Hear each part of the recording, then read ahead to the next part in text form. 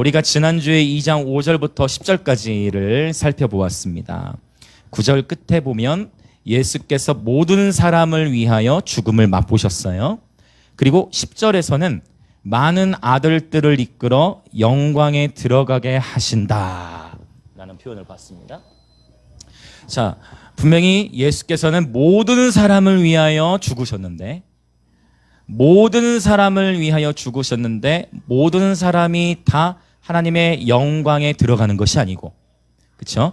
모든 사람을 위해 죽으셨지만 바로 아들들이 그 하나님의 영광에 들어가는데 이제 많은 아들들이라는 표현을 쓰고 있어요. 그래서 우리가 볼 수 있는 것은 결국 우리 이 신앙이라는 것은 예수님은 온 인류를 구원하시기 위해 이 땅에 오셨는데 결국 우리가 믿음으로 반응해야 함을 말씀하고 있는 것입니다.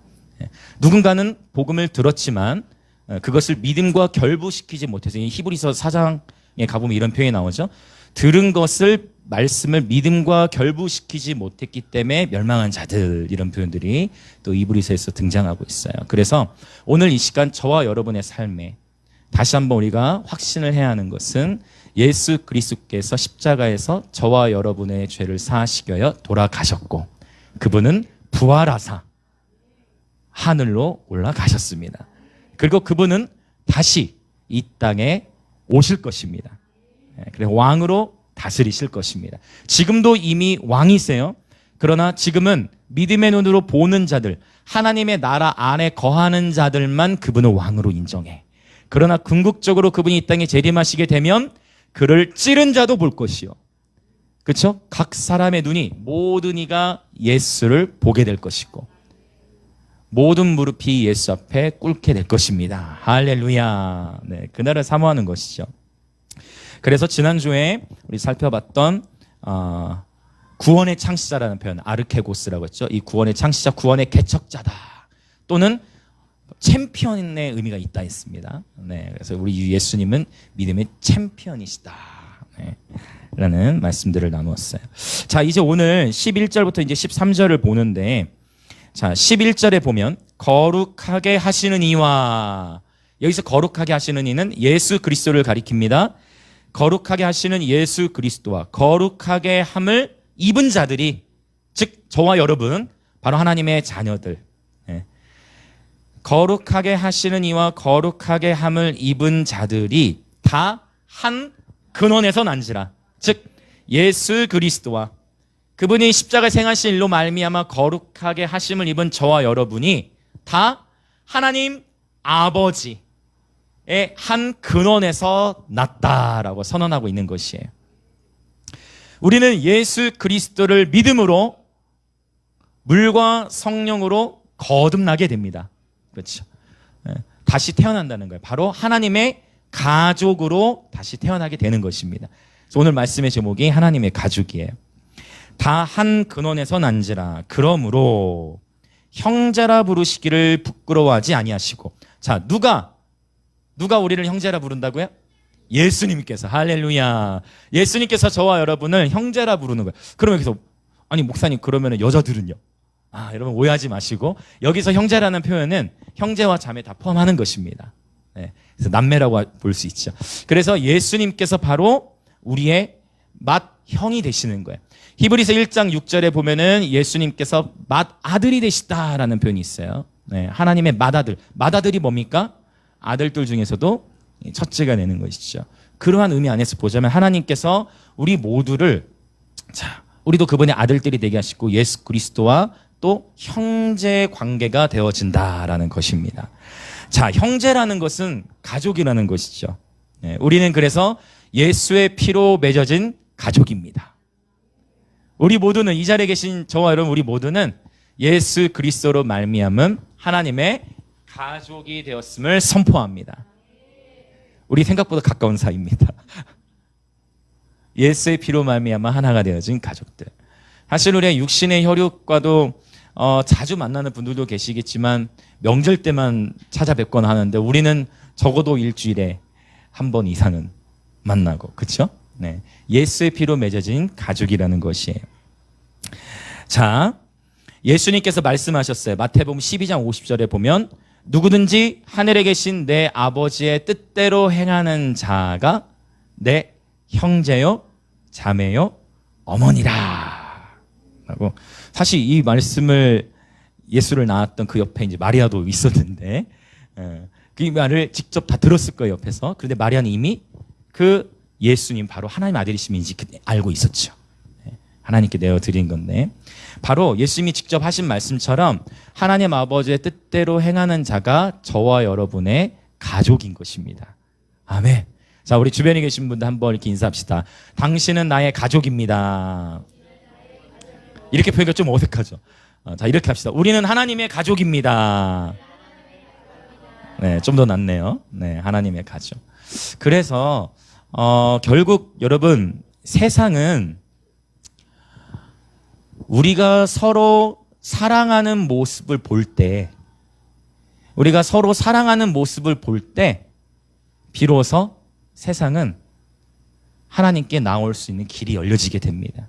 예수님께서 직접 말씀하셨어요. 너희가 참으로 사랑하면, 너희가 서로 사랑하라. 내가 너희에게 새 계명, 놀라운 아주 new revelation, 아주 너에게 새로운 계시를 주겠다. 그러니까 제자들이 뭐 오늘 어떤 주님의 새로운 놀라운 탁월한 계시를 주실까? 라고 생각을 했거든요. 근데 예수님이 하신 말씀, 너희가 서로 사랑해. 어쩌면 이 말씀을 처음 제자들이 들었을 때 뭔가 막 스펙타클한 뭔가 막 강력한 말씀이 선포될 줄 알았을 거예요. 그런데 생각했던 것과 조금 핀트가 안 맞았을 거야. 네, 예수님이 말씀하신 단순한 새로운 계시, 너희가 서로 사랑해라. 아멘. 네. 그래서 오늘날 여러분 사실은 지금은 더 될 건데 몇 년 전만 해도 이혼율이 이제 52%, 가정이 많이들 깨어지고, 그렇죠? 가정 안에 많은 아픔들이 있고, 이 세대가 참 가정이 회복돼야 되는데 많은 아픔들이 있어요. 그러면 이러한 것들을, 세상의 가정들은 깨어지는데, 그러면 우리 그리스도인들은 어떻게 되느냐? 우리가 서로 하나님의 가족으로서 우리가 서로를 사랑하고, 우리가 서로를 세워가고, 우리가 공동체 지체들을 서로 배려하고 존중하고, 또 오늘 최근에 이제 그 아내도 얘기했지만 보민이가 못 올 때 함께 보민이를 위해 기도하고 관심을 주고, 속된 말로 세상의 사람들의 관계 안에서 보민이를 떠올리면서 세상의 사람 중에 부모 말고 누가 눈물을 흘리겠습니까? 그러나 보민이를 떠올릴 때 우리 마음 안에 눈물이 있고 관심이 있고 사랑이 있다라는 거. 하나님의 가족이기 때문에 가능한 일입니다. 참된 가족은 사랑으로 하나가 되어집니다. 저와 여러분이 예수 안에서 참된 가족됨을 세상에 보여주어야 합니다. 할렐루야. 참된 가족됨을 보여줘야 돼요. 그런데 가족 안에는 다양한 자녀들이 있습니다. 저도 새 아이를 키우지만 참 기묘해요. 예심이 하미남이 새 자녀인데 참 기이해.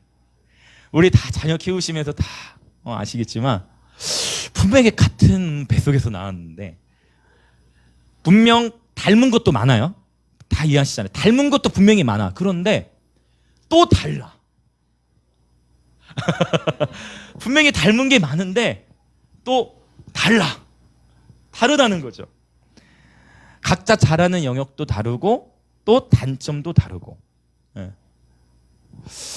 그런데 오히려 하나님은 우리가 그리스도의 이 가족이라는 것을 통해서 닮음과 다름, 이것을 통해 서로 함께 버무려져 가게 하세요. 그래서 이 다름이라는 것을 통해서, 이 다름이라는 게 있을 때 사랑하는 법을 더 배우게 되더라고요. 나와 달라.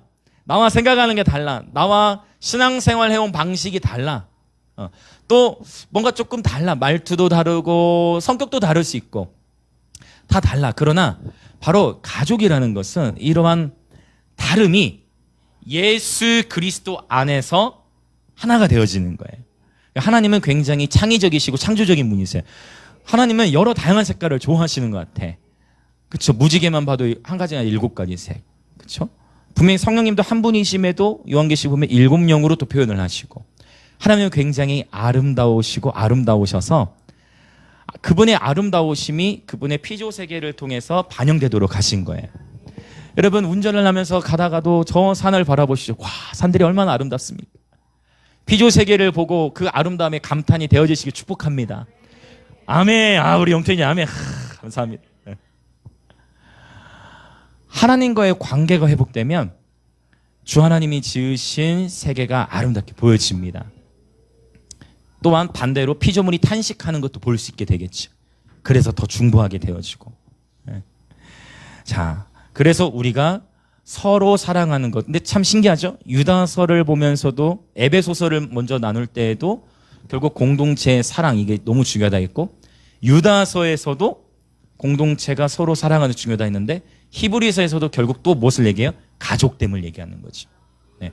결국 마지막 때에 교회가 살아남는 차원을 넘어서서 교회가 증인의 삶을 살고 교회가 어떤 한 도시와 나라 가운데 영향을 끼치는 열쇠는 우리가 서로 물고 뜯고 우리가 서로 막 참소하고 비방하는 것이 아니라 우리가 서로 사랑하는 것입니다.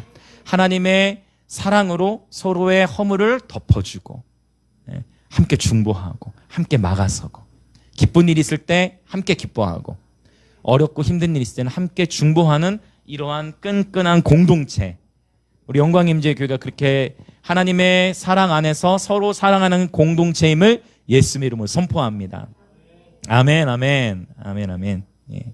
하나님의 온전하신 사랑이 우리 안에 모든 두려움을 내어 쫓습니다. 아멘. 자, 이제 12절과 13절 구약성의 말씀을 인용한 구절들을 볼 건데, 자, 12절을 우리 다시 한번 읽어보겠습니다. 시작. 이르시되 내가 주의 이름을 내 형제들에게 선포하고 내가 주를 교회 중에서 찬송하리라 하셨으며. 아멘. 여러분 이 12절 말씀 이해되세요? 어떠세요? 좀 뭔가 이해가 될 것 같으면서도 이게 무슨 의미일까 이런 생각이 드셨을 수도 있어요. 자, 이르시되 내가 주의 이름을 내 형제들에게 선포하고 내가 주를 교회 중에서 찬송하리라. 그러면 11절의 문맥 안에서 보자면 내가, 여기서 내가는 누굴 가리킬까요? 화자가 누구예요? 조금 헷갈리죠? 12절에서의 화자 이르시되 내가 주의 이름을 내 형제들에게 선포하고. 자, 11절에서 누가 우리를 형제라 불렀어요? 예수 그리스도께서. 그렇죠? 그러면 여기서 12절에서 내가가 바로 예수님이세요. 예수님께서 주의 이름, 하나님 아버지의 이름을 누구에게? 바로 우리들에게, 주의 형제들, 예수의 형제들에게 선포하고 예수께서 하나님 아버지의 이름을 교회 중에서 찬송하리라 라는 표현이에요. 이게 문맥으로 보면 이게 맞아요. 그런데 조금 뭔가 어색함이 느껴져. 왜냐하면 보통 우리가 예수의 이름을 찬양함으로 하나님이 영광을 받으시는데 12절에 딱 이 한 절만 놓고 보면 이렇게 해석하는 게 맞나 이렇게 헷갈릴 수 있는 부분이에요. 근데 항상 제가 지금 히브리서는 각 장, 모든 장마다 다 구약의 말씀들을 다 인용하고 있다고 했어요. 그렇죠? 그래서 신약에서 구약의 말씀을 인용하고 있을 때 우리가 기억해야 될 것은 지면이 구약의 본문도 길기 때문에 구약에서 한 절의 말씀을 인용했다 할지라도 이걸 기억하시면 좋아요. 구약의 그 문맥을 그대로 가지고 온다. 그러니까 구약의 문맥과 같이 연결되어져서 인용하는 거예요. 네, 그렇게 이해하시면 여러분 개인적으로도 성경 묵상하시고 할 때 요즘에 또 철저히도 참 말씀에 불이 임하고 있잖아요. 그러면 이제 막 더 재밌죠. 이제 막 성경이 막 구약과 신약이 서로를 보완해주고 서로 막 해석해주고. 자, 그러면 이제 이 말씀은 어디에 있는 말씀을 인용한 것이냐? 자, 시편입니다. 자, 이제 오늘 이 본문 이렇게 접어 놓으시고 시편 22편으로 가볼게요. 이 시편 22편은요, 우리가 많은 유대인들 뿐만 아니라 우리 이방인들의 많은 신학자들도 하나같이 일치하는 견해는 뭐냐면 시편 22편은 메시아 시편이다 라고 표현을 해요. 이거는 부인할 수가 없어요. 네, 왜냐? 이제 보시면 됩니다. 22편 우리 1절만 딱 선포해봐도 바로 여러분 성경을 계속 읽으신 분들은 캐치하실 거예요. 자, 시편 22편 우리 1절을 한번 같이 읽어보겠습니다. 시작. 내 하나님이여, 내 하나님이여, 어찌 나를 버리셨나이까? 어찌 나를 멀리하여 돕지 아니하시오며 내 신음소리를 듣지 아니하시나이까? 이거 어디서 본 것 같잖아요. 어디서 봤죠? 그렇죠. 예수께서 십자가를 지시고 죽으시기, 숨이 끊어지시기 전 엘리 엘리 라마 사박단. 나의 하나님 어찌하여 나를 버리셨나이까. 버리시나이까. 즉 이 시편 22편의 말씀을 그대로 인용하는 거예요. 자, 시편 22편 뒤로 좀 더 가서 자, 17절도 보면 17절 18절 읽어볼게요. 시작. 내가 내 모든 뼈를 셀 수 있나이다. 그들이 나를 주목하여 보고 내 겉옷을 나누며 속옷을 제비 뽑나이다. 잠깐 이렇게 보면 캐치하셨어요? 지금 모든 뼈를 셀 수 있나이다. 사실은 로마에서 십자가형을 집행할 때는 이제 죄수들을 십자가에서 처형시키잖아요. 그러면 처형시켰을 때 저 사람이 진짜 죽었는지 안 죽었는지 확인하기 위해서 뼈를 꺾어요. 그런데 마태복음과 또 요한복음을 특히 보면 예수께서는 이미 죽으셨을 것이라 보고 뼈를 꺾지 않았다라고 기록해요. 뼈를 셀 수 있게 되는 거죠. 그 다음에 18절. 내 겉옷을 나누며 속옷을 제비 뽑는다. 역시 예수께서 조롱과 멸시를 받으시면서 사람들이 그쵸? 예수의 옷을 갈갈하게 찢고 다 나눠 가져가고 제비 뽑고 이러한 말씀의 성취가 일어났다는 거예요. 그러면서 이제 22절 바로 시편 22편 22절을 인용한 겁니다. 자, 같이 또 선포할게요. 시작. 내가 주의 이름을 형제에게 선포하고 회중 가운데에서 주를 찬송하리이다. 아멘. 이제 이렇게 인용한 거예요. 네. 바로 이 22절의 말씀을 인용한 건데, 자, 궁극적으로 시편 22편은 예수 그리스도를 통해 성취된 거지만 히브리서 저자가 왜 이 22편을 인용했느냐. 제가 아까 구약의 문맥을 함께 가져온다라는 표현을 했는데 이제 이 22편의 내용을 조금 더 설명을 드리기만 해요. 저와 여러분의 삶에 굉장히 실제적인 적용이 되리라 생각됩니다. 22편의 시를 봤더니 누구의 시예요? 다윗의 시입니다. 다윗의 시이고 1절에 그렇게 한탄하면서 2절을 봤더니 2절도 읽어봅시다. 시작. 내 하나님이여 내가 낮에도 부르짖고 밤에도 잠잠하지 아니하오나 응답하지 아니하시나이다. 그러니까 지금 다윗이 어떤 상황인지 정확히 기록은 안 돼 있지만 뭔가 답답하고 내 인생에 지금 큰 위기가 온 거야. 왜? 다윗은 지금 하나님과 교제하는 자인데 하나님의 음성이 들려지질 않아. 하나님을 불러도 우리가 기도하잖아요. 하나님 앞에 기도하고 주야 부르짖고 기도하는데 하늘이 마치 노천을처럼 된 것 같아서 어떠한 응답도 들리질 않아. 답답해. 낮에도 부르짖고 밤에도 잠잠하지 아니하는데 하나님의 응답이 있어요, 없어요? 응답이 없다는 거예요. 우리의 인생을 살아가는 여정 속에 이러한 계절을 우리는 경험하게 돼요. 이러한 상황 속에서 다윗은 3절부터 이제 5절의 내용이 뭐냐면 그럼에도 불구하고 이게 굉장히 우리 신앙생활에 중요해요. 내가 기도해도 그분의 응답이 오지 않아. 그러한 상황 가운데에서도 다윗이 어떻게 하냐면 이스라엘의 찬송 중에 계시는 주여 주는 거룩하시니다. 주님의 응답이 없거든요. 기도해도 응답하신 것 같잖아. 그때 지금 다윗이 뭐 하는 거예요? 찬양하는 거예요. 할렐루야. 찬양하는 거예요. 뭔가 그분의 응답이 기도해도 들리지 않는 것 같을 때 찬양해. 그러면서 다윗은 어떻게 하느냐? 우리 조상들이 주께 의뢰하고 의뢰하였으므로 그들을 건지셨나이다. 역사를 봤더니 지금 내가 응답이 없어. 하나님은 하나님의 백성들을 반드시 구원해내셨어. 그래서 역사를 아는 것. 다윗은 역사를 통해서 하나님의 일을 기대하는 거예요. 우리 하나님, 우리 조상을 이렇게까지 인도하신 하나님, 우리를 인도하실 거야 라고 하나님을 신뢰하는 것입니다. 그래서 이것은 뭐냐면 저와 여러분이 기도를 해도 응답이 느껴지지 않고 낙심되고 그 기도가 뭔가 더디 이루어지고 그런 것 같을 때에 하나님을 계속 찬양하시길 축복합니다. 그리고 한 가지 무기가 더 있어요. 성경을 읽으십시오. 그분의 역사를 보는 거예요. 그분이 그분의 백성들의 삶을 어떻게 인도하셨는지 그분을 신뢰하도록 성경을 보는 거예요. 말씀을 읽고 읊조리고 암송하고 말씀으로 예배하고 할렐루야. 그러면서 주님을 신뢰하게 된다는 것입니다. 그러나 여기서 돌파가 올 때도 있지만 아직 다윗 삶에는 돌파가 오지 않았어요. 우리가 항상 이렇다는 거예요. 우리가 하나님과의 관계를 이렇게 세워나가는 데 있어서 어떨 때는 응답을 빨리빨리 주시지만 어떨 때는 우리가 더 성숙하고 더 훈련되고 또 반대적으로 또 마귀가 참소해서 마치 다니엘이 기도를 하는데 다니엘에게 가브리엘 천사가 응답을 가져오는데 얼마나 걸렸어요? 21일이라는 시간이 걸렸죠. 그 응답이 지체될 수밖에 없었던 것은 어둠의 영들이 막고 있었다는 거예요. 그래서 기본적으로 우리는 하나님 앞에 포기하지 않고 기도하는 삶의 태도, 응답이 더디어진 것 같더라도 하나님의 말씀을 신뢰하는 것, 그리고 끝까지 하나님을 예배하는 예배자로 살아가는 것. 아멘, 아멘, 아멘. 그러나 아직 돌파가 오지 않은 거예요. 6절부터 보니까 나는 벌레요 사람이 아니라 사람의 비방거리요 백성의 조롱거리니이다. 나를 보는 자는 다 나를 비웃으며 입술을 비죽거리고 머리를 흔들며 말하되.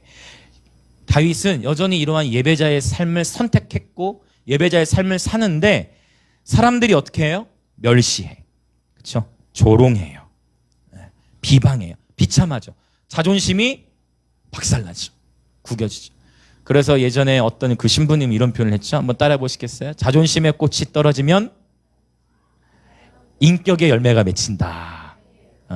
우리 예수 그리스도를 따르는 자들은 모든 정과 욕심을 십자가에 못 박았습니다. 우리는 우리의 자아가 예수 그리스도와 함께 십자가에서 죽은 자들입니다. 아멘. 죽은 옛 자아가 살아난 것처럼 보일지라도 거기에 속지 않고, 아멘. 갈라디아서 2장 20절. 우리는 이미 그리스도와 함께 십자가 못 박혀 죽었다라는 거. 그래서 원수가 비방하고 조롱하고 비웃을 때, 우리를 조롱하라 할 때, 그때 그 원수의 비방에 함께 물려 들어가는 것이 아니라 무릇 지킬 만한 것 중에 너의 마음을 지키라. 아멘. 마음을 지키시길 축복합니다. 가정에서 마음을 지키시길 축복합니다. 일터에서 마음을 지키시길 축복합니다. 친구들과의 관계든 일터에서 상사와의 관계든 사람과의 관계 안에서 어떤 말들이 오고 간다 할지라도 마음을 지키시길 축복합니다. 아멘. 다윗도 지금 큰 영적 전쟁 가운데 있는 거예요, 지금. 그러면서 9절 10절 오직 주께서 나를 모태에서 나오게 하시고 내 어머니의 젖을 먹을 때 의지하게 하셨나이다. 내가 날 때부터 주께 맡긴 바 되었고 모태에서 나올 때부터 주는 나의 하나님이 되셨나이다. 아멘. 우리의 인생이 그래요. 이러한 씨름이 있어요. 기도해도 때로는 원수의 비방이 계속 있고 힘들어. 우리 삶에 고난이 있거든. 환난이 있거든. 그런 씨름 가운데 계속해서 다윗은 자신의 정체성, 날 때부터 나는 주께 맡긴 바 되었다. 바로 하나님의 자녀됨, 가족됨에 대해서 또 인정하고 시인하고 있는 것입니다. 자, 이제 쭉 뒤로 넘어가 보면 11절부터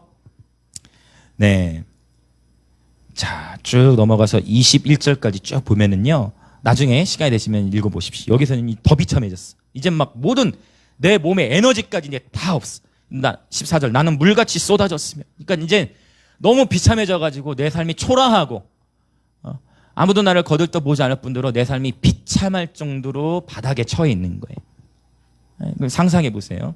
그런 바닥에 처해 있어. 너무 힘들어. 괴로워. 그런 인생의 계절을 통과하고 있어요. 다윗이. 그런 가운데에 20절 21절 그러나 다윗은 포기치 않습니다. 내 생명을 칼에서 건지시며 내 유일한 것을 개의 세력에서 구하소서. 나를 사자의 입에서 구하소서.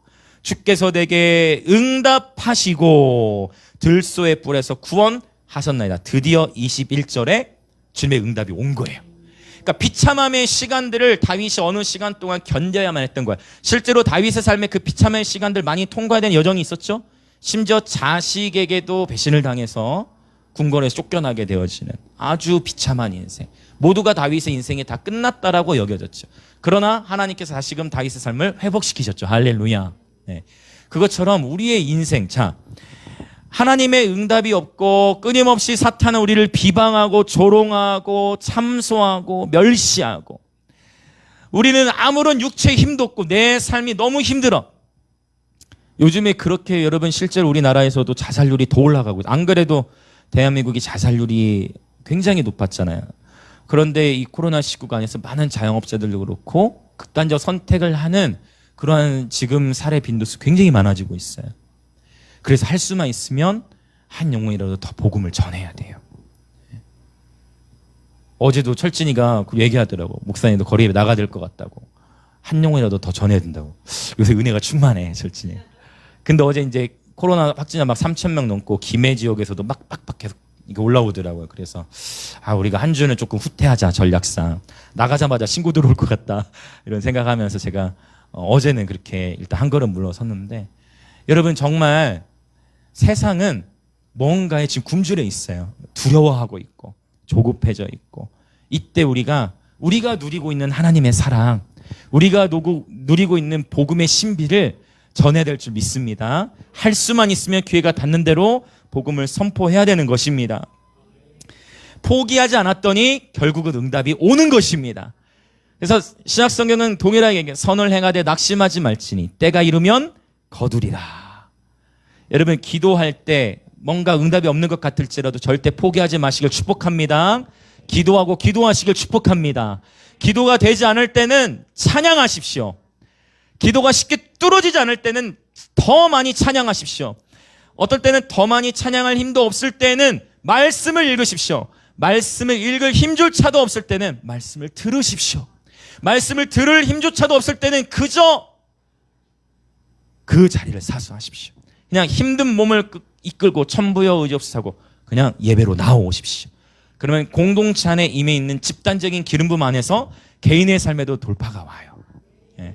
하나님이 응답을 주실 때까지 포기하지 않고 기도하는 이러한 야성이 저와 여러분 모두에게 있기를 축복합니다. 그래서 개인의 제단, 오늘 철진이 간증한 것도 연결이 되는데, 여러분 절대적으로 주일 한 번 예배 가지고 우리의 신앙 온전히 지킬 수 없다 했습니다. 날마다 매일같이 하나님 앞에 말씀 앞에 서십시오. 개인의 제단이 튼튼히 세워져야 돼요. 우리 성민이도 말씀 암송 잘하네. 테스트 했는데 말씀 암송 많이 했더라고요. 저는 약속한 구절 계속 하더라고요. 이게 우리 다음 세대를 굉장히 유익한 것은 말씀 암송하다가 은혜를 받아요. 말씀 암송하다가 이게 무슨 뜻인가 궁금하고, 자기 소리를 내어서 선포할 때 성령께서 역사하신 줄 믿습니다. 네, 아멘, 아멘, 아멘. 우리 용택님 딱 제 스타일인데요. 함께 자주 보고 싶은데. 감사합니다. 자, 그래서 이러한 문맥 안에서 다윗이 개인이 이제 기도가 돌파가 되자 22절 내가 주의 이름을 형제에게 선포하고 회중 가운데서 주를 찬송하리이다. 그러니까 어쩌면 다윗이 이 말씀을 기록했을 때 이 말씀이 예수 그리스도를 향해 기록될 것이다라고 과연 생각을 했을까? 그것은 우리가 알 수 없지만 다윗이 예수 그리스도를 미리 봤다라는 기록들은 있어요. 신약성경에. 근데 어쨌든 그걸 우리가 다 알 수는 없지만, 그러나 다윗이 자신의 삶의 수많은 영적 전쟁과 씨름이 있었지만 주님을 추구하는 삶을 살았을 때 다윗의 삶이 곧 예언적인 삶이 되었다는 거예요. 이걸 여러분 잘 이해하시길 축복해. 즉 이 얘기는 뭐냐면, 저와 여러분이 우리가 인생을 살아가는 여정 속에서 경험하는 수많은 갈등과 번민과 고민과 아픔들, 상처들, 남에게는 쉽게 말할 수 없는 이루말 수 없는 아픔들이 있지만 그 가운데에서 하나님께 기도하고 하나님을 찬양하고 하나님의 말씀을 붙들고 살아갈 때 저와 여러분의 삶이 예언적인 삶이 되어져서 하나님의 뜻을 이루게 된다는 것입니다. 굉장히 중요한 거예요. 그리고 저와 여러분은 이제 간증하게 되는 거죠. 대한민국과 열방 가운데 요한계시록 11장에 말씀하신 증인의 삶을 살 수 있게 되는 것입니다. 다윗이 이제 돌파를 경험했어요. 23절부터 찬양해. 여호와를 두려워하는 너희여 그를 찬송할지어다. 야곱의 모든 자손이여 그에게 영광을 돌릴지어다. 너희 이스라엘 모든 자손이여 그를 경외할지어다. 개인의 기도하면서 돌파가 일어나니까 이제 개인의 삶을 위한 기도만이 아니라 이제 막 열방을 향해 막 선포합니다. 그러면서 26절, 27, 28, 29, 30, 31절 나라는 여호와의 것이요 여호와는 모든 나라의 주지심이라. 땅의 모든 끝이 여호와를 기억하고 돌아오며 모든 나라 모든 족속이 주 앞에 예배하리니. 아멘, 아멘. 개인의 삶에 하늘이 열리면 시야가 넓혀집니다. 아멘. 날마다 하늘이 열려 계시길 축복합니다. 네, 기도로 뚫어내십시오. 네. 가정에서도 하늘을 뚫어내십시오. 가정의 재단을 견고히 세우셔서. 네. 자, 이 다윗이 개인의 삶의 돌파가 일어나면서 그의 기도가 국가적 차원으로 선포하고 있는 것을 보게 되어집니다. 자, 그렇습니다. 이렇게 시편 22편의 문맥을 생각하면서 이제 히브리서 2장 12절을 다시 한번 이제 읽어볼게요. 자, 히브리서 2장으로 이제 돌아왔어요. 2장 12절 같이 읽겠습니다. 시작. 이르시되 내가 주의 이름을 내 형제들에게 선포하고 내가 주를 교회 중에서 찬송하리라 하셨으며. 아멘. 즉 지금 히브리서는 네로의 칼날이 다가오고 있다고 했어요. 이제 앞으로 몇 년 뒤에 극심한 박해가 일어나서 예수를 믿는다 하면 십자가의 처형, 또 불태워 죽여요. 네로가 이런 잔인한 일들을 했다라는 것입니다. 그러한 큰 환란이 앞으로 다가오고 있는데 몇 년 뒤에 일어날 건데, 그 전에 지금 이 히브리서를 받는 독자들에게 여러분, 이제 여러분은 피 흘리기까지 싸워야 됩니다. 이게 히브리서 12장. 나중에 가겠죠. 여러분 이제 피 흘리기까지 싸우셔야 돼요. 여러분 지금은 편하게 믿으셨죠? 이제 앞으로 여러분 이 믿음을 지키기 위해 여러분은 목숨을 거셔야 될 거예요. 이런 의미로 히브리서로 기록된 거예요. 시대적 상황 안에서 보자면, 자, 그런 상황 속에서 2장 3절에서도 이같이 큰 구원을 절대 등한히 여기면 안 된다. 흘려 떠내려가게 하면 안 된다. 기억하시죠? 배가 닻을 정박하지 않아서 어느 순간 떠내려가는 것처럼, 또 반지가 손에서 빠져나가듯이 미끄러져 나가도록 방치하면 안 된다. 그것처럼 깨어 있어야 된다. 그런 것을 강조하는데, 문제는 뭐냐? 시편 22편의 문맥을 기억하시는 거예요. 우리의 삶에 고난이 있다는 거예요. 근데 이 고난이 하루아침에 끝날 것 같지가 않다는 거야. 다윗이 경험했던, 그래서 히브리서 저자는 시편 22편의 말씀을 정확히 알고 이 말씀을 인용하는 거예요. 우리 삶에 고난이 있고 막 비방이 있어. 막 참소가 있어. 끊임없이 비방에, 조롱에, 멸시를 받아. 너무 힘들어.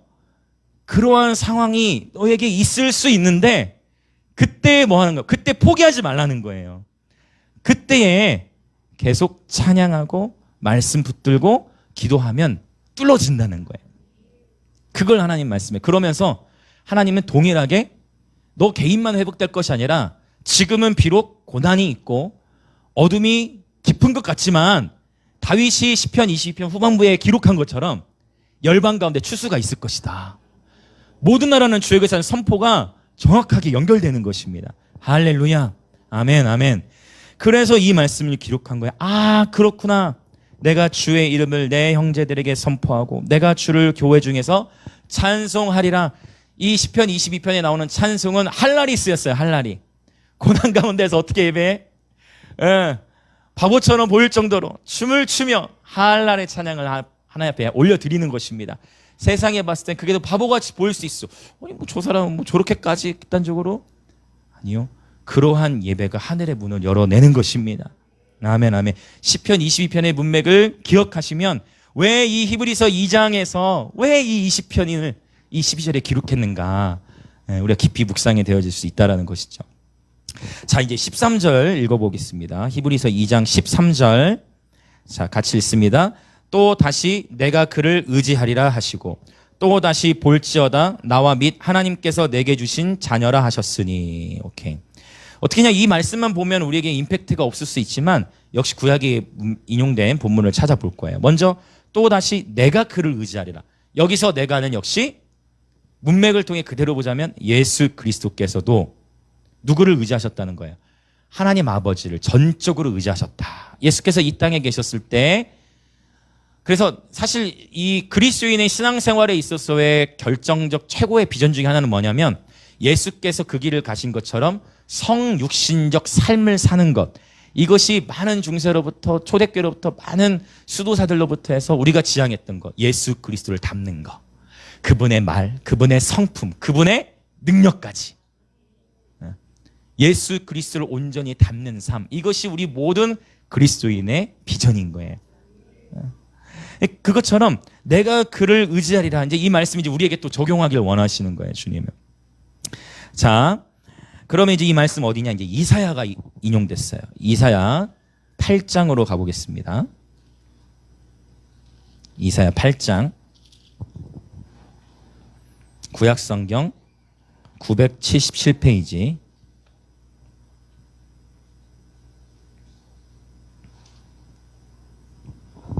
이사야 8장. 자, 지금 이 이사야 8장은 유다 지금 북이스라엘과 남유다가 갈라져 있는 상황이고 남쪽의 유다는 지금 아하스 왕이 통치하고 있을 때 이것을 이사 7장부터 같이 보시면 굉장히 놀라운 게 여러분 하나님 말씀의 세계가 얼마나 오묘한지를 모르겠어. 이사야서 7장에서도 처녀가 잉태하여 아들을 낳으리니 히브리서 1장에서 계속 아들 얘기하잖아요. 아들 얘기하잖아요. 그렇죠? 성경에서 아들이 단수로 나오면 그 예수 그리스도를 나타내고 아들들로 나올 때는 바로 우리들을 나타내는 단수와 복수 이렇게 차이가 나는데 아하스 왕 때에 자 이사야 8장을 보면은 이게 어떤 내용 어떤 문맥이냐면 지금 북이스라엘과 아수르의 군대가 함께 남유다를 위협해. 지금 이거 실제 우리나라 정세와도 생각해 보세요. 북이스라엘과 아수르는 오늘날로 하면 시리아 경계입니다. 아수르의 군대와 북이스라엘의 남쪽 유다를 위협해서 남쪽 유다를 멸망시키려고 해. 그러니까 남유다의 아하스 왕이 마음이 어떠냐면 두려운 거예요. 우리 남유다가 망할 것 같아.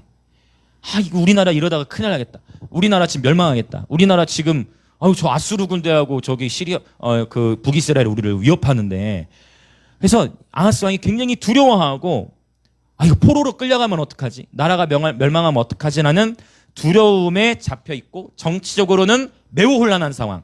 여러분 지금 대한민국의 정치 상황이 어떻습니까? 대한민국도 매우 혼란한 상황이죠. 여러분 2022년 3월 9일에 있을 대선을 위해서 기도해야 됩니다. 맞죠? 하나님 마음에 합한 지도자가 세워지도록 하나님 마음에 합한 리더십이 세워지도록 기도해야 됩니다. 지금 정치적으로 매우 혼란한 상황 가운데 있어요.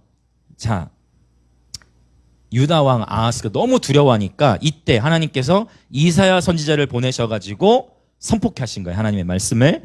자, 나중에 시간이 되실 때는 7장, 8장 다 보시면 좋아요. 8장 우리 12절부터 한번 읽어봅시다. 12절, 13절. 제가 말씀드린 배경을 이해하시면서 이사야 8장 12절, 13절 시작. 이 백성이 반역자가 있다고 말하여도 너희는 그 모든 말을 따라 반역자가 있다고 하지 말며 그들이 두려워하는 것을 너희는 두려워하지 말며 놀라지 말고. 잠깐 멈추자면 그들이 두려워하는 것을 두려워하지 말라는 거니까 지금 이게 뭐냐면 야 너희 그 시리아 군대나 북이스라엘 군대 두려워하지 마. 너희가 오직 두려워해야 할 자는 여호와 하나님이야. 이걸 말씀하시는 거예요. 대한민국이여 오직 여호와 하나님을 경외할지어다. 우리가 두려워할 것은 북한의 핵이 아니요 우리가 두려워할 것은 중국이 아니요 우리가 두려워할 것은 오직 여호와 하나님이십니다. 중요한 것은 하나님의 다림줄에 우리가 바로 서는 거예요. 얼마나 정치적으로 우리가 뭘 이렇게 밀고 당기고 정치를 잘하냐. 사람의 모략은 하나님의 모략에 견줄 수가 없습니다. 우리가 붙잡아야 될 것은 하나님을 경외하는 것입니다. 이 민족이 하나님을 붙잡았을 때 1950년 6.25 전쟁 이후에 53년 나라가 해방됐을 때도 휴전이 되었을 때 전 세계에서 두 번째로 가난했던 이 대한민국이 하나님을 붙잡음으로 말미암아 오늘날 세계 10대 강국이 되어진 거예요. 그런데 우리가 평강과 기쁨을 누리고 있을 때 의를 놓침으로 하나님의 뜻을 놓침으로 우리가 깨어있지 못함으로 하나님은 계속 메시지를 이 민족 가운데 던지시고 계신 줄 믿습니다.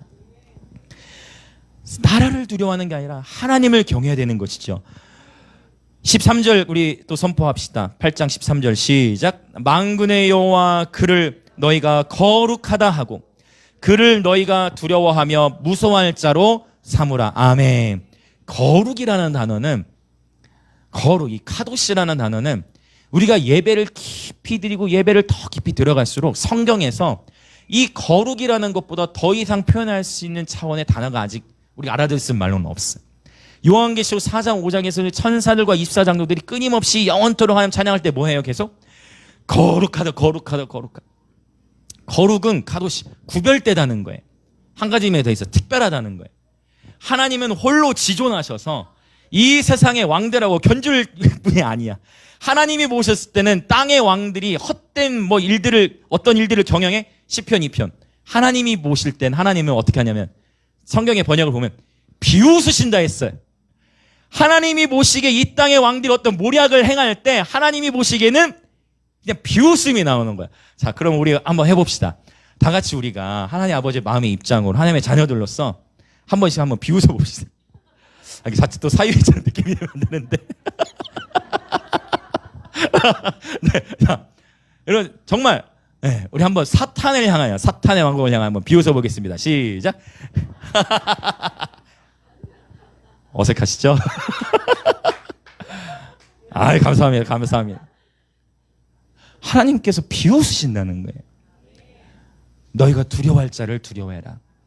여러분 축복합니다. 코로나를 두려워하지 마시고 조심은 하세요. 마스크도 잘 쓰시고 손도 잘 씻으시고 코로나를 두려워하지 마시고 코로나를 허락하신 하나님을 두려워합시다. 왜 이 열방 가운데 코로나가 창궐할 수밖에 없는가? 하나님을 두려워합시다. 그리고 시편 91편으로 날마다 기도하시길 제가 축복한다 했어요. 지존자의 은밀한 곳 가운데 거하는 자, 전능자의 날개 그 날개 아래 사는 자, 하나님께서 밤에 찾아오는 공포 제하십니다. 낮에 낮아드는 화살들이 제하여질 지어다. 아멘. 어두울 때 퍼지는 전염병으로부터 보호를 받을 지어다. 재앙으로부터 하나님이 지키신다라고 말씀하셔서 저는 말씀의 백신을 믿습니다. 하나님을 신뢰합니다. 자, 14절을 봤더니 이제 좀 흥미로운 말씀이 있어요. 14절 15절 시작. 그가 성소가 되시리라. 그러나 이스라엘의 두 집에는 걸림돌과 걸려 넘어지는 반석이 되실 것이며 예루살렘 주민에게는 함정과 올무가 되시리니 많은 사람들이 그로 말미암아 걸려 넘어질 것이며 부러질 것이며 덫에 걸려 잡힐 것이니라. 아멘. 이 말씀을 단순하게 생각해 보면 어떠한 이들은 이 복음의 진리를 붙들고 예수님을 붙들므로 삶에서 이 위기 상황 가운데에서도 하나님께서 증인의 삶을 살 수 있도록 계속 그의 삶을 보호하실 뿐만 아니라 진가를 일으키실 거예요. 그러나 예수로 말미암아 그분을 모셔드리지 않는 자들에게는 멸망하게 되는 일들이 있을 수 있다는 거예요. 교회를 다닌다고 해서 다 예수를 믿는 건 아닐 수 있다는 것입니다. 이 부분은 반드시 우리가 깨어 있어야 됩니다.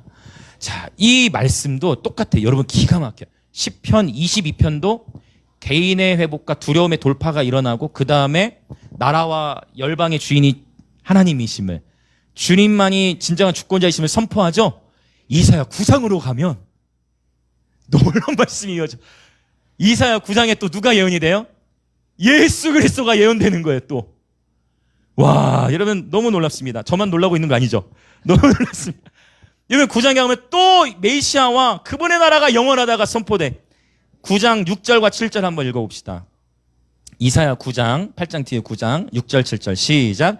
이는 한 아기가 우리에게 낳고 한 아들을 우리에게 주신 바 되었는데 그의 어깨에는 정사를 메었고 그의 이름은 기묘자라 모사라 전능하신 하나님이라 영존하시는 아버지라 평강의 왕이라 할 것임이라. 그 정사와 평강의 더함이 무궁하며 또 다윗의 왕자와 그의 나라에 군림하여 그 나라를 굳게 세우고 지금 이후로 영원히 정의와 공의로 그것을 보존하실 것이라. 만군의 여호와의 열심히 이를 이루시리라. 아멘. 기가 막혀요. 시편 22편도 그랬는데, 그러니까 히브리서는 자 모든 성경 하나님의 감동으로 기록이 됐는데 어쩜 이렇게 기가 막히게 절묘하게 강조하고자 했던 거를 히브리서 2장 12절 13절에 다 인용하고 있는 거예요. 자, 그러면 이제 또 봅시다. 17절 드디어 히브리서 저자가 직접 인용했던 이 문맥을 이제 우리 살펴본 거고 17절 8장 17절이에요. 이사야 8장 17절. 자, 같이 읽습니다. 시작. 이제 야곱의 집에 대하여 얼굴을 가리시는 여호와를 나는 기다리며 그를 바라보리라. 아멘. 나를 기다리며 그를 바라보리라. 내가 그를 의지하리라. 이 히브리서 2장에 있는 말씀이 바로 이사야 8장 17절에 있는 말씀을 인용한 것입니다. 헬라어로 보면 정확하게 이 말씀이 일치되어지는 부분을 볼 수가 있어요. 자, 나는 기다리며 그를 바라보려. 자, 이제 다시 상상하시는 거예요. 북이스라엘과 아수르의 위협이 있는 거예요. 나라가 지금 위기 상황에 있어. 선지자가 말씀을 선포해. 그렇죠. 말씀을 선포하고 있어. 그러면서 이사야 선지자도 어떻게 해요? 기다리는 거예요. 아, 하나님이 하실 것이다. 하나님이 남유다를 지키실 것이다. 하나님께서 세일을 행하실 것이다. 이것을 기다리고 있는 것입니다. 주님을 바라보고 있는 것이에요. 자, 그러면서 이제 18절 8장 18절 같이 읽어보겠습니다. 시작. 보라, 나와 및 여호와께서 내게 주신 자녀들이 이스라엘 중에 징조와 예표가 되었나니 이는 시온산에 계신 만군의 여호와께로 말미암은 것이니라. 아멘. 이사야의 자녀들이 징조와 예표가 된다 했어요. 이사야에게 자녀가, 성경에 기록된 자녀가 몇 명 있을까요? 이사야에게 특별히 아들 둘에 대한 언급이 있어요. 아들 둘. 아들 둘에 대한 언급이 이사야 7장과 8장에 있는데 이들의 이름 속에 하나님께서 징조와 예표가 되게 하셨다는 거예요.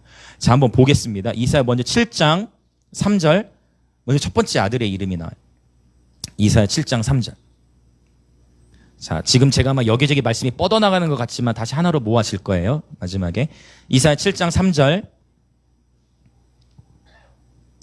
자, 같이 한번 읽어볼까요? 시작. 그때 여호와께서 이사야에게 이르시되 너와 내 아들 스알 야숲은 윗못 수도 끝 세탁자의 밭 큰 길에 나가서 아하스를 만나. 오케이. 이게 첫 아들이에요. 그래서 이 문맥을 나중에 뭐 7장 나중에 더 살펴보셔도 좋습니다. 자, 내 아들 스알 야숲. 스알 야슈브예요, 사실은. 스알 야슈브. 슈브. 들어보신 분도 있을 거예요. 슈브. 스알 야슈브. 자, 이 스알 야슈브라는 이름은 어떤 의미가 있냐면 남은 자가 돌아올 것이다 라는 의미예요. 슈브라는 거는 회개하다, 돌아오다 뭐 이런 의미가 있거든요. 그래서 남은 자가 돌아올 것이라는 거야. 아, 이게 놀라운 계시들이에요, 사실은. 남은 자가 즉 이사야, 네 자녀를 통해서 내가 징조를 준다. 네 자녀를 통해 내가 말씀을 선포케 하는 거야. 너의 자녀의 이름에 그걸 넣었다는 거야. 남은 자가 돌아올 것이다. 즉 무너지는 일들이 있어. 그러나 그 가운데에서 지금도 다 흔들릴 거 다 흔들리잖아요. 할렐루야. 온 세계가 다 흔들리는데 모든 정치, 경제, 문화 다 흔들리고 드러날 것들이 다 드러나. 이 가운데에서 남은 자, 즉 끝까지 내 이름을 지키는 자, 끝까지 이기는 자야. 끝까지 죽도록 충성하며 주님 앞에 서는 자, 남은 자가 돌아올 것이다. 회복에 대한 하는 말씀을 주시는 거예요. 놀라운 말씀이에요. 그러면서 이제 8장, 이제 둘째 아들의 이름. 이런 이름으로 누가 지으실 분은 없겠죠. 스알 야수부로 이렇게 짓기도 어렵고. 두 번째 아들의 이름은 우리말로 하면 좀 굉장히 또 복잡해요. 8장 3절. 8장 3절 읽읍시다. 이제 우리 기도할 준비하겠습니다. 8장 3절. 같이 읽을까요? 시작. 내가 내 아내를 가까이 하매 그가 임신하여 아들을 낳은지라. 여호와께서 내게 이르시되 그의 이름을 마헬살랄 하스바스라 하라. 마헬살랄 하스바스. 굉장히 이름이 한국말로 복잡하죠. 마헬살랄 하스바스. 마헬 샬랄 하스바스. 이 단어는 어떤 의미가 있냐면 빠르게 약탈되다라는 의미가 있어요. 빠르게 약탈되다. 그래서 이 이름을 통해 자 이제 4절을 보면 나와요. 8장 4절. 이는 이 아이가 내 아빠 내 엄마라 부를 줄 알기 전에 다메섹의 제물과 사마리아의 노략물이 아수르 왕 앞에 옮겨질 것임이라 하시니라. 실제로 이 마헬살랄 하스바스가 태어난 지 3년이 안 되어서 사마리아가 함락돼요. 사마리아는 북이스라엘이죠. 즉 북이스라엘의 남유다를 먹으려고 했는데 오히려 북이스라엘이 먼저 멸망을 하게 돼. 이 이사야에게 주신 첫째 아들, 둘째 아들 그 이름의 징조와 예표대로 하나님께서 새 일을 행하신 것입니다. 아멘. 자, 그러면 이제 이 문맥의 흐름 안에서 이제 히브리서 2장 다시 돌아와서 히브리서 2장 이제 13절 같이 읽고 이제 기도하려고 해요. 2장 13절. 자, 같이 읽겠습니다. 시작. 또 다시 내가 그를 의지하리라 하시고 또 다시 볼지어다 나와 및 하나님께서 내게 주신 자녀라 하셨으니. 아멘. 13절에 나오는 이 두 인용된 말씀, 볼지어다 나와 및 하나님께서 내게 주신 자녀라 하셨으니. 그러면 지금 이 히브리서 저자는 이사야서 7장 8장에 나타난 이사야의 두 아들의 삶이 징조와 예표가 되는 삶으로 인도하신다 하셨는데 그러면 오늘 이 마지막 시대라고 하는 이 시대를 살아가는 저와 여러분은 보세요. 우리가 그분의 형제가 되어질 뿐만 아니라 오늘 저와 여러분이 우리들의 자녀들, 저와 여러분의 자녀 세대들을 통하여 하나님은 통일의 세대가 되게 하실 거예요. 저와 여러분의 자녀 세대들이 이사야의 자녀들처럼 하나님은 우리들의 자녀들이 징조와 예표가 되기를 원하시는 것입니다. 우리의 자녀 세대들 가운데 하나님께서 이들을 일으키시고 하나님의 부르신 가운데 세우기를 원하시는 거예요. 할렐루야. 결국 우리의 자녀 세대, 결국은 다음 세대와 연결되어지는 것이. 그래서 이 시간 예수님의 이름으로 선포하는 것은 우리들의 자녀들이 이 시대에 하나님의 징조와 예표가 되어질 지어다. 저와 여러분, 우리의 자녀들을 통해 하나님의 메시지가 이 세상 가운데 풀어져야 합니다. 아멘. 이것이 주님께서 원하시는 거예요. 우리의 자녀들의 삶이 주님 앞에 드려져 주님을 위해 살아감으로 이 세대 가운데 하나님의 징조와 예표가 되어져야 하는 것입니다. 이 주님의 재림의 때가 다가오고 있다고 말하는 이때에 우리는 우리의 자녀 세대들이 주님께 온전히 드려지도록 간절히 기도하고 기도해야 할 것입니다. 그리고 이사야의 자녀들이 곧 그 당대의 시대 가운데의 징조와 예표가 되어졌듯 우리들의 자녀 세대들이 하나님께 드려짐으로 말미암아 이들을 통해 하나님이 영광 받으시고 이들을 통해 통일에 준비되어지고 이들이 통일된 이후에 북한 땅에 놀라운 삭을 풀어놓을 것입니다. 이러한 자녀 세대 가운데 또 한 사람이 말하는 철진이라고 생각을 해요. 북한 땅이 통일이 되어지면 북한 땅에 예배를 세우는 부르심을 하나님 우리에게 주셨죠. 하나님께서 그저 우리를 부르신 자리에서 신실하게 주와 동행하면서 때를 준비하는 거예요. 때를 준비해야 돼. 근데 이 준비는 절대 나은 사람의 준비만 하는 것이 아닙니다. 우리들의 자녀 세대들을 준비해야 돼. 우리들의 자녀 세대들이 하나님 앞에 징조와 예표가 되도록 증인의 삶이 되어지도록 우리가 가정을 파수해야 되는 것입니다. 할렐루야. 이 시간 함께 기도하겠습니다. 오늘 본문 2장 11절 13절 가운데 인용된 말씀을 우리가 살펴보았습니다. 비통한 고난 속에서도 예수님은 끝까지 순종하심으로 항상 하나님 아버지를 의지하셨습니다. 예수님께서 먼저 우리를 가족으로 불러주셨어요. 우리를 형제 자매로 불러주셨어요. 로마서 8장에서는 양자의 영이라는 표현을 써요. 저와 여러분을 하나님의 가정으로 입양시켜 주신 거예요. 이제 우리는 한 아버지를 지닌 가족인 것입니다. 저와 여러분의 삶에 어떠한 역경과 고난과 환난이 있을지라도 죽음의 고난을 받으심으로 승리하신 예수님, 끝까지 하나님의 말씀에 순종하신 예수님을 신뢰함으로 지금의 인내의 때를 돌파하며 나아갑시다. 열방 가운데에 놀라운 추수와 구원의 역사가 일어날 것입니다. 아멘. 주님, 그렇습니다. 끝까지 하나님의 말씀을 붙들고 나아가겠습니다. 때로는 고난과 환난 가운데서 기도가 응답되지 않더라도 하나님을 찬양하고 말씀을 붙들고 포기하지 않고 기도하는 삶을 통하여 주님의 언약 안에 살아가는 삶이 되어 놀라운 하나님의 추수와 부흥을 보기 원하나이다. 그렇게 주함을 외치며 통성으로 기도하겠습니다. 주여! 아버지 감사합니다. 오늘 이 히브리서 2장 11절의 말씀을 봤을 때 주님은 우리를 가족으로 부르셨습니다.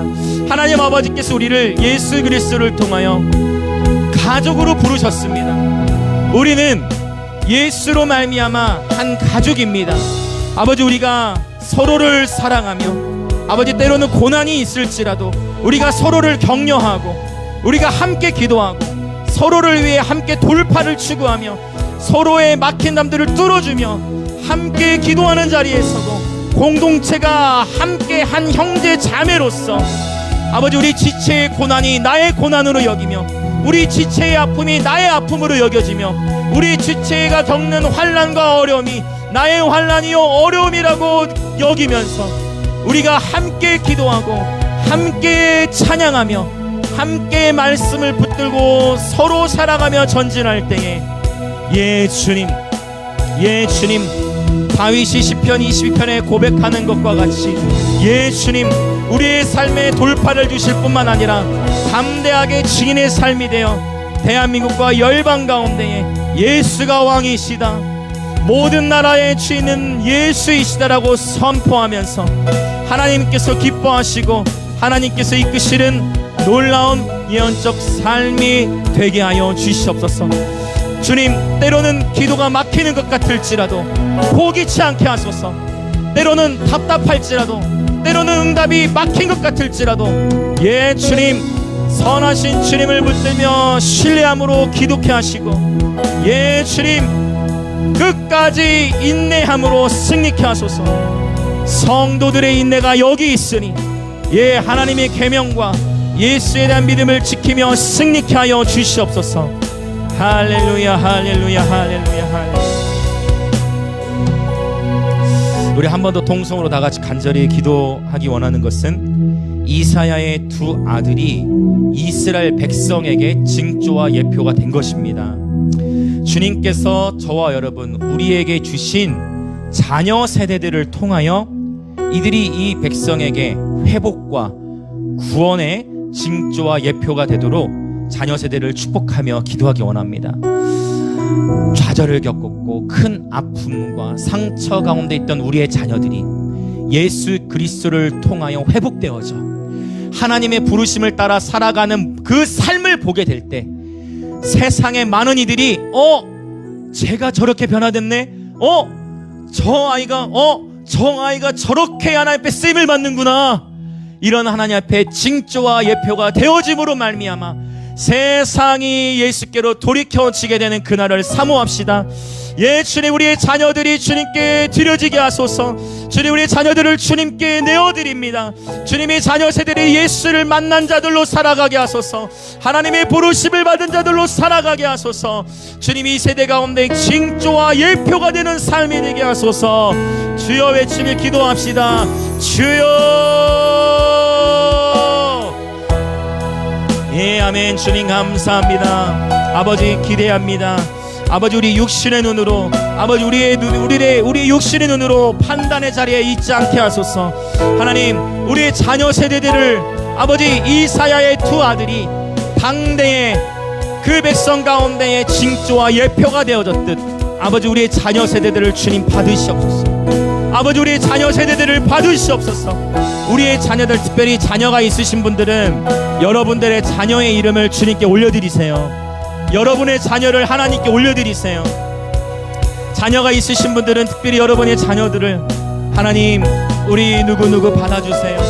하나님, 이사야의 두 아들이 징조와 예표가 되었듯 하나님, 나에게 맡겨주신 누구누구 하나님, 하나님의 영광을 위해 사용하세요. 하나님, 이 시대 가운데 하나님의 메시지가 되게 해주세요. 예수를 만난 자들로서 하나님의 나라를 증거하는 예배자들의 군대가 되게 해주세요.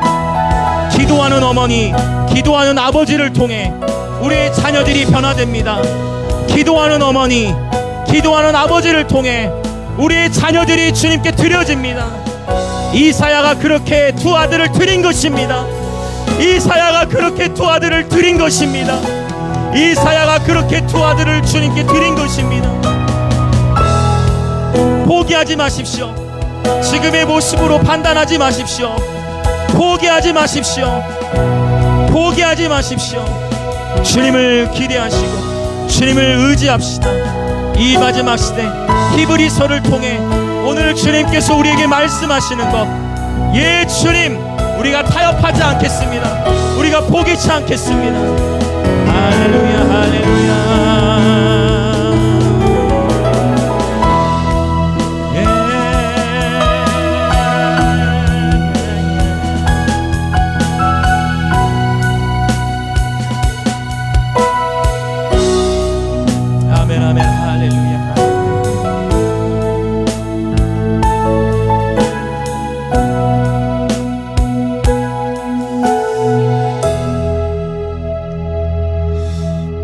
살아계신 하나님, 온 세계와 열방을 말씀으로 창조하시고 지금도 다스리고 계신 하나님, 만물의 상속자, 만물의 창조자, 만물의 경영자가 되신 하나님, 오늘 우리의 삶이 다시금 하나님 아버지의 마음 앞에 정렬되어지기를 원하나이다.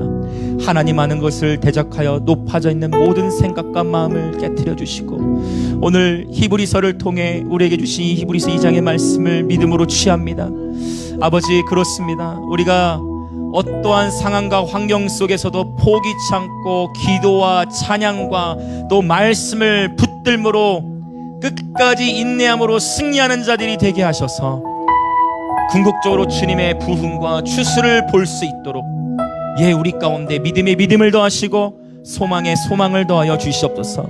또한 아버지, 시대가 타락하고 한 나라의 지도자가 나라가 멸망할까봐 두려워하고 온 백성들이 두려움에 떨 때에 우리가 저 이방의 나라들을 두려워하는 것이 아니라 오직 하나님 한 분만을 경외하는 가운데에 우리의 자녀 세대를 주님께 봉헌하오니, 이사야가 자기의 두 아들을 하나님께 드려 하나님이 이끄시는 대로 그의 이름까지도 내어드렸던 것처럼 오늘 우리들에게 주신 우리들의 자녀들을 주님 손에 올려드리오니, 아버지, 우리들에게 맡겨주신 이 자녀들이 하나님 이 시대 가운데에 징조와 예표가 되게 하시고 하나님의 선한 영향력을 드러내는 통일의 세대로 일어나게 하여 주옵소서. 오늘 또 주 앞에 기쁨으로 예물을 드리며 나온 모든 그리스도의 몸의 지체들을 주님 축복하시사 하늘의 신령한 복과 땅의 기름진 복으로 축복하시고, 이들이 어디를 가든지 아버지 여호와의 복을 운반하는 자들이 되게 하시며, 아버지, 주의 몸된 교회는 아버지 코로나 시국에도 재정적으로 핍절함을 겪지 아니하고 오히려 더욱 구제하고 더욱 열방을 선교하는 교회로 일어나게 하여 주옵소서. 지금은 우리 주 예수 그리스도의 은혜와 하나님 아버지의 놀라우신 사랑과 성령 하나님의 감화, 감동, 교통하심이, 때로는 응답이 더딘 것 같고 우리의 삶에 고난이 끊어지지 않는 것 같을지라도 포기하지 않고 기도와 찬양과 말씀을 붙들고 나아갈 때에 개인의 돌파를 경험할 뿐만 아니라 열방의 부흥과 추수를 보며, 나아가 이사야가 그랬듯 우리의 자녀들을 주님께 봉헌하는, 그래 우리의 자녀들이 이 세대 가운데의 징조와 예표가 되어지는 삶으로 인도하실 주님을 신뢰하는 영광의 임재교회 모든 지체들과 또 오늘 예배에 참여하고 있는, 또 영상으로도 함께하고 있는 그리스도의 몸의 모든 지체들 가운데에 지금으로부터 영원토록 함께 있을지어다.